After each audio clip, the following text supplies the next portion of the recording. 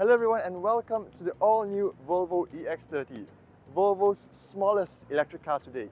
This sits below the XC40 and C40, and this is aimed more at the young crowd according to Volvo. And honestly, if you look at it, it is pretty chic.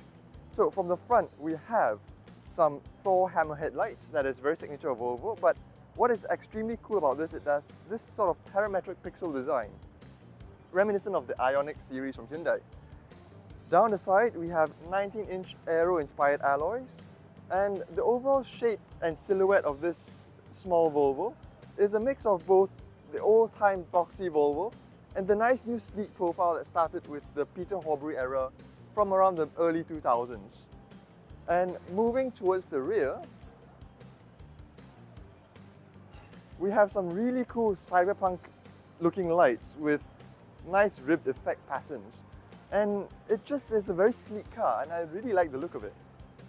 So now you join me in the new EX30, and the general impressions of it is that it is not a very big cabin. Compared to the Smart #1, which is slightly based on the same platform, it is what we should say a more compact sized car. So there isn't much space behind, and in front is snug. But there are a few neat features from this car, which is this 12.3-inch portrait touchscreen, which Volvo says is the largest it has fitted in its cars. And right in front of me is this rather interestingly shaped squircle steering wheel. Other interesting features to mention is that Volvo has put the window controls in the center console for both the front and the rear, and there is no 4 switches up front for the rear window switches. We only have here 2 window switches up front and a button marked rear to control the rear. Despite saying that it's a small cabin, it's actually also quite practical. We have a central glove box which is quite funnily controlled from the center screen. There are 2 wireless chargers here. There is quite a big bin here down below for your, I guess, smart tag or whatever, with 2 USB-C ports.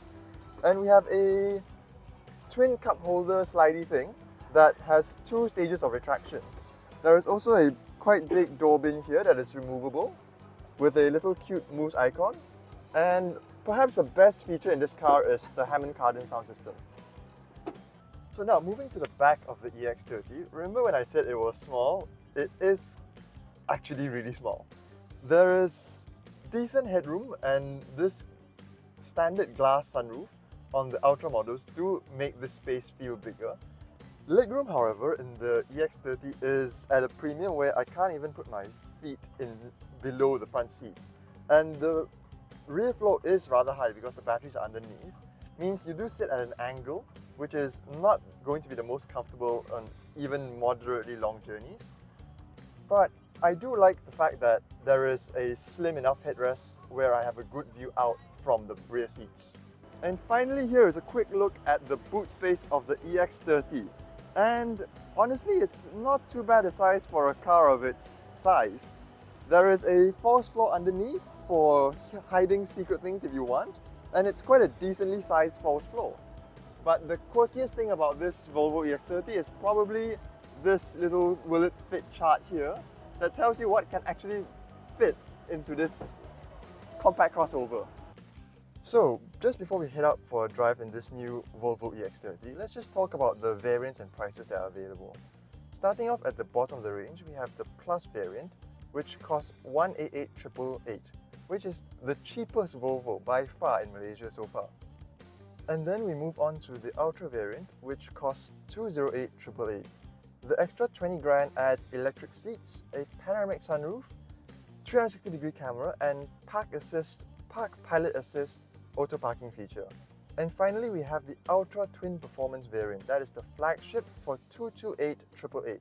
That one has the same equipment as the Ultra variant, but it adds a single front motor for a 0 to 100 time of 3.6 seconds, which makes this the fastest ever Volvo. And we're just gonna start feeling how fast that is in a moment.